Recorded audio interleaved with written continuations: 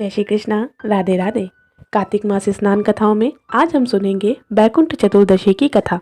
ये कथा इस प्रकार है। पौराणिक कथाओं के अनुसार भगवान विष्णु आषाढ़ मास की शुक्ल पक्ष की एकादशी में 4 मास के लिए माता लक्ष्मी के साथ क्षीर सागर में गहरी निद्रा में शयन के लिए चले जाते हैं। इसके बाद वे पूरे 4 मास के बाद कार्तिक मास की शुक्ल पक्ष की एकादशी यानी कि देवउठनी एकादशी के दिन अपनी निद्रा से जागते हैं। इसी कथा अनुसार भगवान विष्णु एक बार देवउठनी एकादशी के बाद भगवान विष्णु शिव जी की पूजा करने के लिए काशी नगरी में आए। काशी के मणिकर्णिका घाट पर भगवान विष्णु ने शिव जी की पूजा करने का निश्चय किया और इस पूजा में उन्होंने 1000 स्वर्ण कमल पुष्पों से भगवान शिव की पूजा करने का निश्चय किया और उनकी व्यवस्था की। भगवान शिव ने भगवान विष्णु की उस पूजा के बीच में परीक्षा लेने के लिए उन 1000 स्वर्ण कमल पुष्पों में से एक पुष्प गायब कर दिया। इधर भगवान विष्णु भगवान शिव की पूजा में पूर्ण रूप से तल्लीन थे, मगर पूजा करने के मध्य में ही उन्हें ये आभास हुआ कि इन 1000 स्वर्ण कमल पुष्पों में से एक पुष्प कम है। अब भगवान विष्णु को ये चिंता थी कि वे पूजा के मध्य में उठ नहीं सकते और पूजा को अधूरा भी नहीं छोड़ सकते। इसके लिए वो एक कमल पुष्प को कहाँ से व्यवस्थित करें। तभी यकायक मुनिश्रेष्ठ नारद जी वहाँ पहुँचे और उन्होंने भगवान को इस प्रकार चिंता में डूबे हुए देखकर उनसे पूछा, हे भगवान, आप तो सभी की चिंताओं को मुक्त करने वाले हैं, सबकी हर परेशानी का हल करने वाले हैं, यथाचित आपको किस बात की परेशानी है।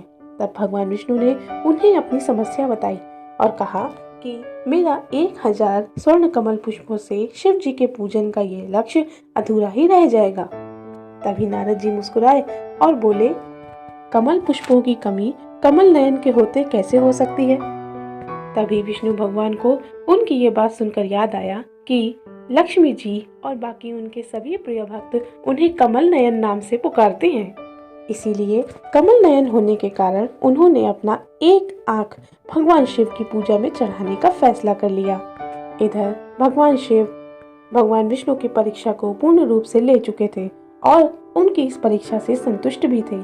जैसे ही भगवान विष्णु ने अपनी एक आंख निकालने के लिए हाथ आगे बढ़ाया, वैसे ही भगवान शिव उनके आगे प्रकट हो गए और हाथ जोड़कर नमन करने लगे। भगवान शिव भगवान की विष्णु की इस भक्ति भाव से बहुत ही प्रसन्न थे। उनकी इस भक्ति से प्रसन्न होकर ही आज के दिन अर्थात चतुर्दशी के दिन भगवान शिव ने भगवान विष्णु को करोड़ों कांति वाला सुदर्शन चक्र भेंट किया था। इसके साथ ही भगवान शिव ने विष्णु जी को यह वरदान भी दिया था कि जो भी व्यक्ति आज के दिन अर्थात कार्तिक मास शुक्ल पक्ष की चतुर्दशी को यानी कि बैकुंठ चतुर्दशी को आपका व्रत करेगा, कथा का श्रवण करेगा और विधिवत पूजा एवं आरती करेगा, उसे सहज ही बैकुंठ धाम की प्राप्ति होगी। बैकुंठ धाम सभी को सुख देने वाला धाम माना जाता है। तभी से इस दिन को बैकुंठ चतुर्दशी के नाम से जाना जाने लगा और इस दिन किए गए व्रत, पूजा एवं दान का सीधा संबंध बैकुंठ धाम प्राप्ति से यानी कि भगवान विष्णु के परम पद की प्राप्ति से किया जाने लगा।